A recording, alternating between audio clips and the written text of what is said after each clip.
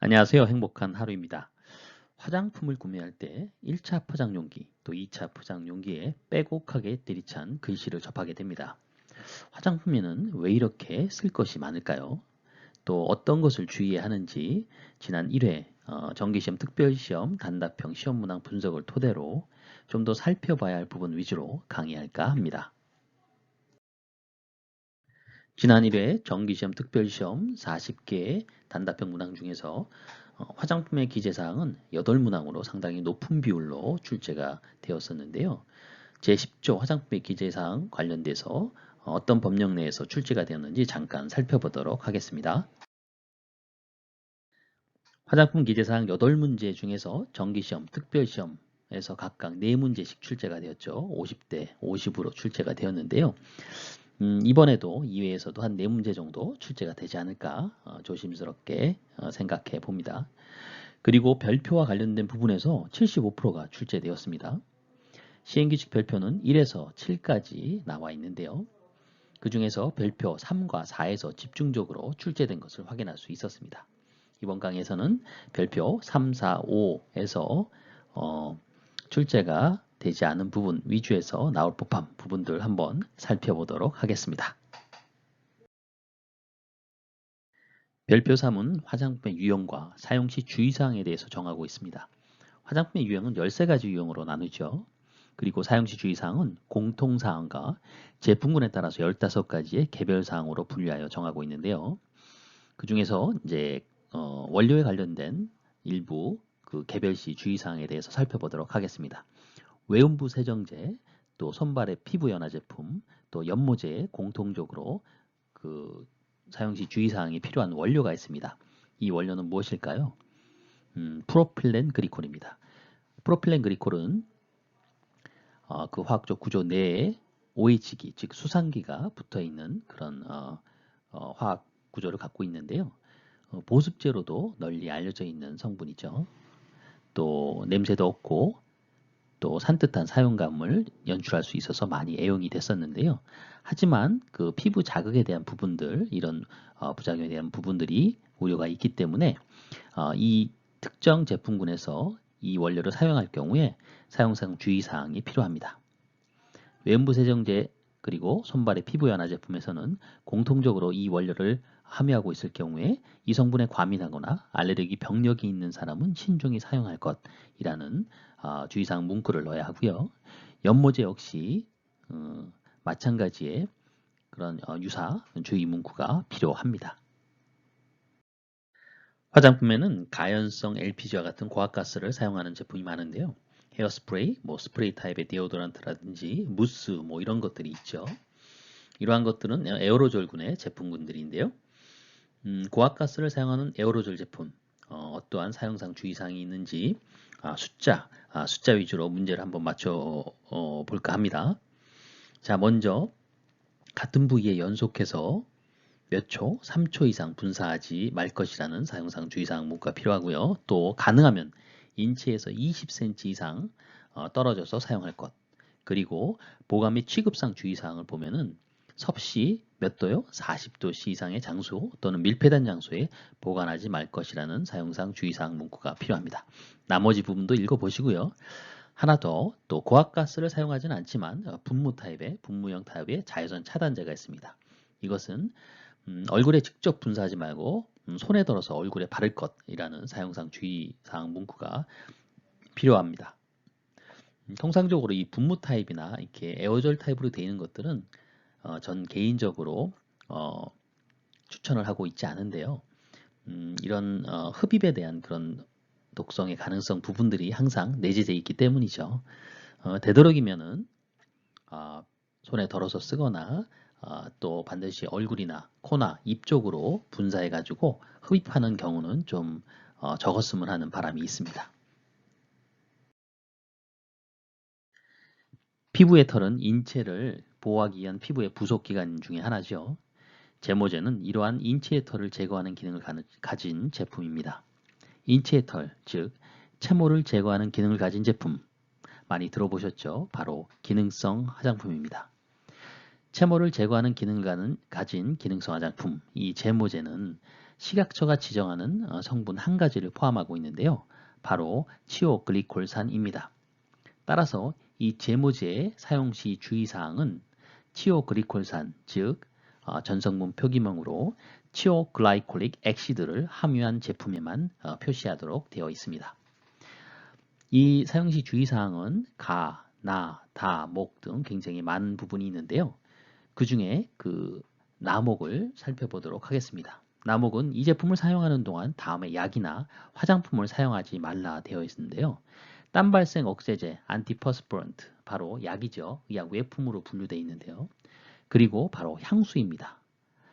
수렴 로션, 그리고 이러한 제품 사용 후 24시간 후에 사용하라는 그런 사용 시 주의사항이 필요합니다.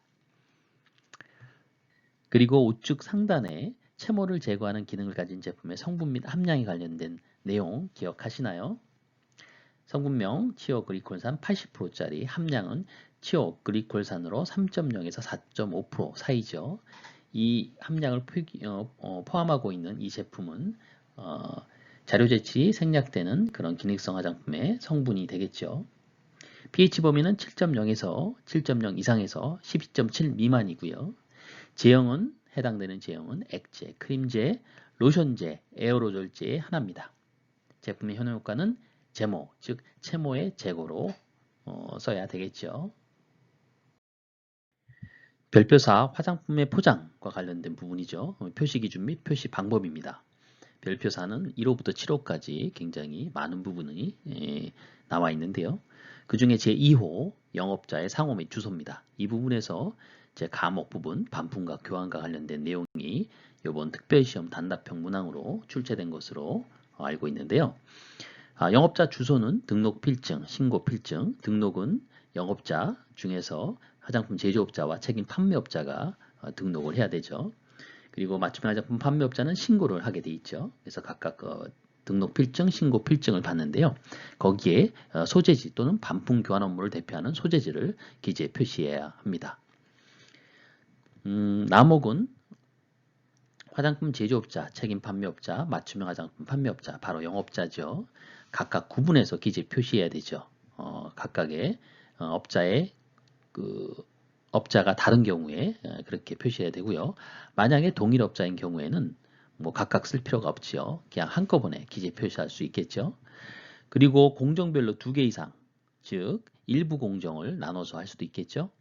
예를 들면 벌크만 제조하는 그런 화장품 제조업자, 그리고 또 충전 포장만 하는 화장품 제조업자, 이렇게 나눠서 2군데를 이용할 수도 있는데요. 이럴 경우에는 둘 다 제조업자를 2군데 다 쓰는 것이 아니고 한 군데만, 즉 일부 공정만 수탁한 그런 한 군데의 화장품 제조업자의 상호 주소를 기재에 표시해도 된다라는 말이고요. 뭐 수입 화장품 경우에는 추가로 기재 표시하는 제조공방침, 제조회사명 그 소재지를 국내 화장품 제조업자와 분리해서 구분해서 기재 표시해야 합니다. 별표사의 3호 화장품 제조에 사용된 성분입니다. 이 부분은 예전에 강의에서도 시험 출제 가능성이 가장 높은 부분으로 언급을 했었고요. 실제 정기시험에서 남옥의 1% 이하가 단답형 문항으로 출제된 사례가 있습니다. 그럼 다른 부분들 예전에 강의에서 말씀을 드렸었는데요. 복습하는 의미에서 다시 한번 살펴보도록 하겠습니다. 글자 크기 5포인트 이상이어야 합니다. 그리고 착향제는 향료로 표시할 수 있고요. 산성도, 즉 pH 조절 목적으로 사용되는 성분은 그 성분을 표시하는 대신에 중화반응에 따른 생성물로 기재 표시할 수 있고요. 비누화 반응을 거치는 성분은 비누화 반응에 따른 생성물로 기재에 표시할 수 있습니다. 그리고 3호인데요. 성분 기재에 표시할 경우에 영업자의 정당한 이익을 현저히 침해할 우려가 있을 때 이런 기밀에 대한 부분들이겠죠.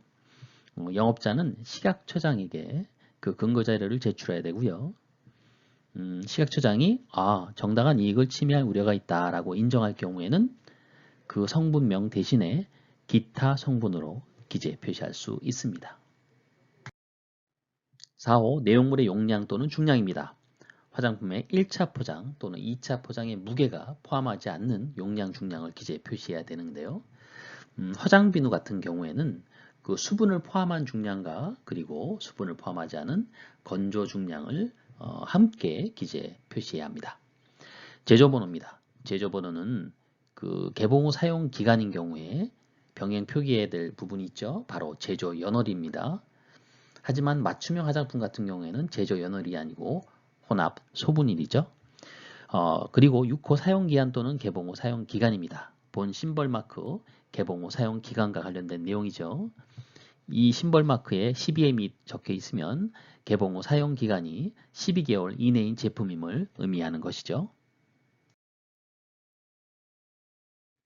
별표 화장품 표시 광고의 범위 및 준수 사항에 관한 부분입니다. 먼저 1호 화장품 광고의 매체 또는 수단인데요.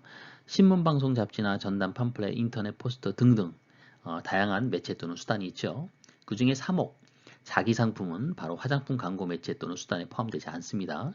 예전에는 A 제품이라는 제품이 출시가 될 때 그 A 제품의 1차 포장, 2차 포장에 여러 가지 다양한 형태의 글들을 거기에 광고적인 목적으로 표기를 했었는데요.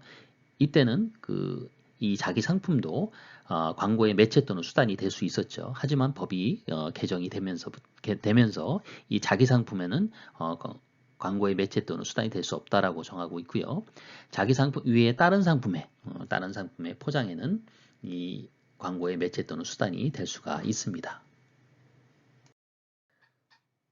두 번째, 화장품 표시 광고 시 준수사항입니다.